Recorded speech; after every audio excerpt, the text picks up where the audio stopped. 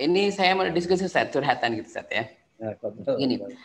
Jadi memang pada masa ini memang kita sebagai guru itu kadang-kadang memang karena memang pertama ya mungkin kan kalau Nabi kan luar biasa ya, haibahnya luar biasa Ustaz. Tapi Ya. kalau kita ini kan memang mungkin masih belum, iya bukan belum ya, kayaknya nggak bisa punya haibah seperti beliau. Nah, ada beberapa masalah biasanya di lapangan itu. Ketika guru-guru senior biasanya mereka punya cara yang cukup bagus ya. Jadi guru senior itu kadang-kadang ada yang suaranya pelan, tetapi memang anak-anaknya akan mendengar. Tapi ketika guru-guru junior biasanya, oh teknologi canggih, tapi anak-anaknya kayak tidak pernah jarang mau mendengarkan gurunya nih Ustaz. Ya, ini bagaimana Ustaz? Bagaimana cara kita agar bagaimana anak-anak itu para santri, terutama mungkin kalau anak-anak SMP, SMK itu, SMA itu ya, bagaimana kita bisa mendapatkan perhatian dari mereka? Yang pertama, yang kedua adalah bagaimana kita memposisikan diri kita sebagai guru sekaligus teman di dalam pergaulan ketika di dalam sekolah seperti itu Ustaz. Ini pertanyaan dari saya Ustaz, dua Ustaz ya. Jadi bagaimana apa namanya cara agar mereka itu tadi ya dengan haibah kita yang mungkin kurang begitu bagus begitu kita bagaimana mereka bisa mendengar kita. Yang kedua adalah bagaimana memposisikan diri kita sebagai teman sekaligus sebagai guru bagi para siswa tersebut, para santri tersebut. Betul Ustaz. Kali menunggu teman-teman yang lain. Insya Allah. Masya Allah ini pertanyaannya ya, sesuatu yang berlaku ya.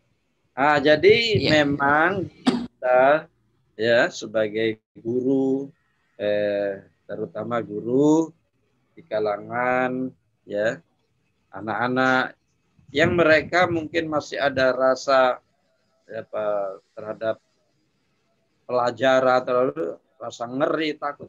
Bagaimana seorang guru seperti Rasulullah SAW itu yang menyontoh dari beliau, yang mencairkan suasana, ya, mencairkan suasana dengan melakukan pertanyaan-pertanyaan di awal itu, ya, tentang keadaan, ya, tentang keluarga, tentang ya apa yang sudah dilakukan, sudah makan, sudah ya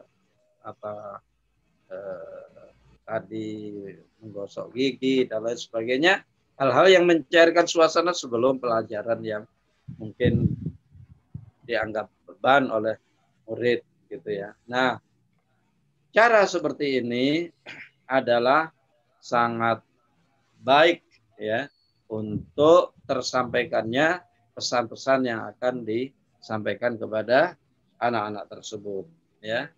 Dan ya seperti tadi ditanya dalam pertanyaan, kalau anak SMP, SMA mungkin sudah lebih bisa mengekspresikan ya apa yang jadi unek-uneknya atau pikirannya.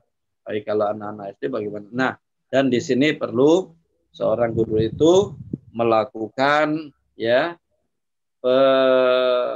pengecekan ya, mutaba'ah, sampai di mana, sejauh mana pelajaran yang diberikan itu terserap ya, dengan cara yang santai, dengan cara-cara yang ya disukai oleh anak-anak itu. Karena begitulah Rasulullah SAW itu tidak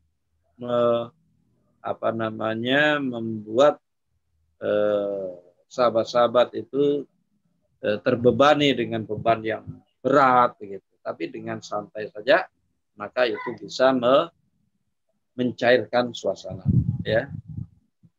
Dan itu kemudian dipakai oleh sahabat-sahabat Rasulullah dalam mereka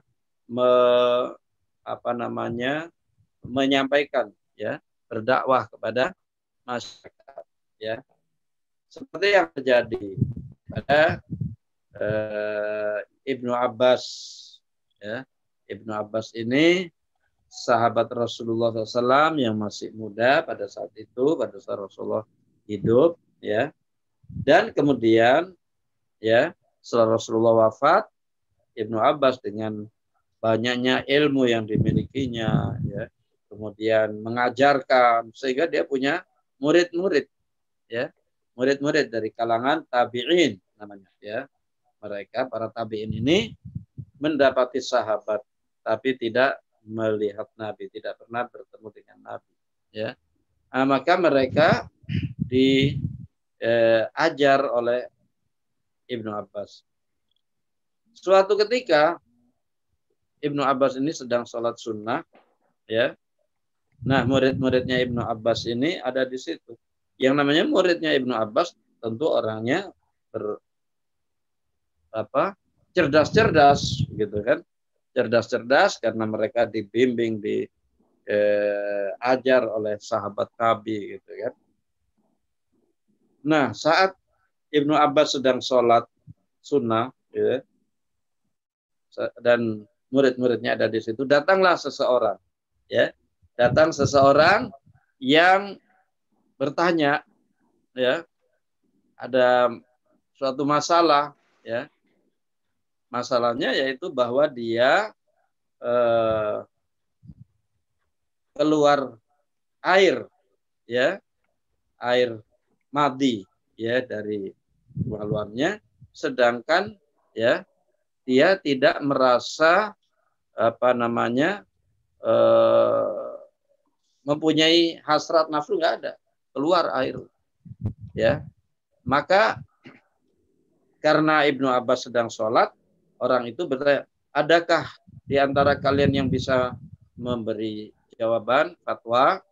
Kata mereka, silakan, apa keperluanmu, ya. Nah, ditanyakanlah dengan pertanyaan tadi. Orang itu bertanya, apakah saya cukup wudhu ataukah harus mandi? Ya. Orang-orang itu, murid-muridnya mengatakan, wah, kalau seperti itu kamu harus mandi, ya. Orang itu mengatakan, waduh, ya, ini berat ini, ya. Tapi ya kalau memang itu sudah sebagai sebuah hukum, ya sudah diterima. Dia pun keluar dari masjid, ya. Ibnu Abbas mempercepat sholatnya karena dengar percakapan itu tadi, mempercepat sholat, ya, sehingga kemudian selesai dia menyuruh kepada salah seorang, mana cari orang itu, panggil, suruh kemari, ya, suruh kemari, ya. Kemudian Ibnu Abbas marah sama orang-orang yang atau murid-muridnya yang ada di masjid itu. Kalian ini bagaimana, ya? Seseorang bertanya, kalian tidak merinci, ya? Dari mana jawaban itu tadi? Gitu. Harusnya dirinci. Apa penyebabnya dan sebagainya. Ya. Enggak lama orang yang tadi bertanya itu datang, ya, dibawa oleh muridnya Ibnu Abbas yang mencarinya, ketemu di jalan, dibawa lagi ke masjid. Kemudian oleh Ibnu Abbas ditanya, ya, apa yang kau rasakan? Ya, enggak ada, tiba-tiba keluar begitu saja. Apakah kau merasa menikmati? Tidak, katanya. Apakah kau merasa, ya, berhasrat? Tidak. Lalu kata Ibnu Abbas, kalau begitu itu adalah suatu penyakit saja, ya. Maka kamu yang harus kamu lakukan adalah membersihkan kemaluanmu, lalu kemudian kamu cukup berwudu, tidak perlu mandi. Nah, ini kan orang itu kemudian merasa, wah, melegakan. Nah, begitulah Rasulullah SAW ini, ya, mendidik sahabatnya seperti itu, sehingga sahabatnya juga menyampaikannya seperti itu, ya. Maka orang itu keluar dari masjid itu dalam keadaan lega, ya, dapat jawaban yang meringankan, tidak berat seperti jawaban yang tadi, orang yang, ya, ilmunya belum nyampe begitu, ya. Nah, jadi seperti itulah kira-kira perlakuan terhadap anak-anak murid, ya, yang mereka mungkin tidak mampu bertanya atau tidak mampu mengekspresikan apa yang ada di dalam benak mereka, ya, karena usia, ya.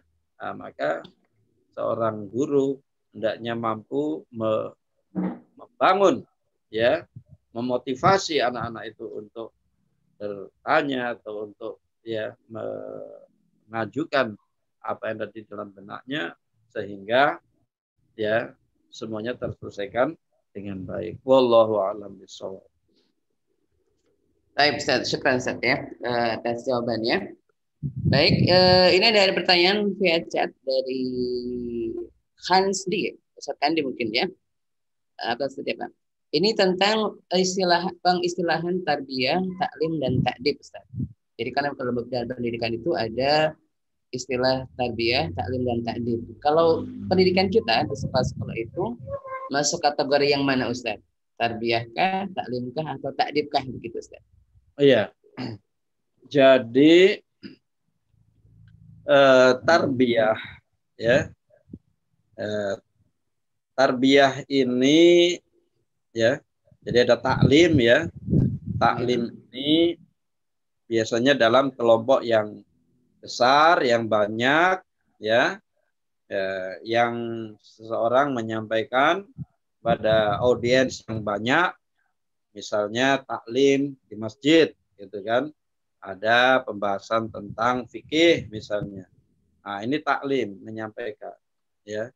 Atau pembahasan tentang sirah, sejarah, atau ya, yang sifatnya biasanya adalah satu arah, yaitu dari penceramah pada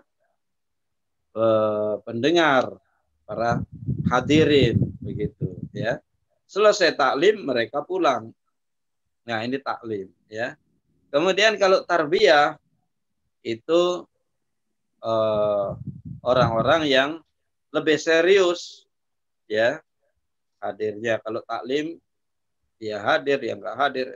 Tapi kalau tarbiyah, ya, itu lebih serius, jumlahnya sedikit, ya, tapi interaktif, ya, interaktif. Menanya, melakukan, ya, pembicaraan, ya, dan bukan hanya satu topik kajiannya, ya, bisa ada penugasan, ada yang ditugaskan untuk berbicara tentang akhlak, tentang akidah, tentang sirah. Nah, ini tarbiyah. Kemudian juga di situ, di dalam tarbiyah ini ada pemantauan, ya, ada, ya, pengecekan bagaimana tilawahnya, bagaimana sholatnya, bagaimana berjamaahnya, bagaimana, ya, hafalannya dan lain sebagainya, ya. Ini tarbiyah, ya. Jadi lebih khusus daripada taklim yang sifatnya terbuka dan tidak ada pembahasan-pembahasan yang lebih mendetail tentang orang-orang yang berada dalam pendidikan tersebut. Nah, kalau takdib ini berbeda, ya. Takdib ini adalah pelaksanaan penjatuhan hukuman terhadap orang yang, ya, melakukan kesalahan, kekeliruan, tapi dengan cara yang mengandung adab. Nah, ini maknanya takdib, ya. Jadi hukumannya itu, ya, tidak menyebabkan orang itu malah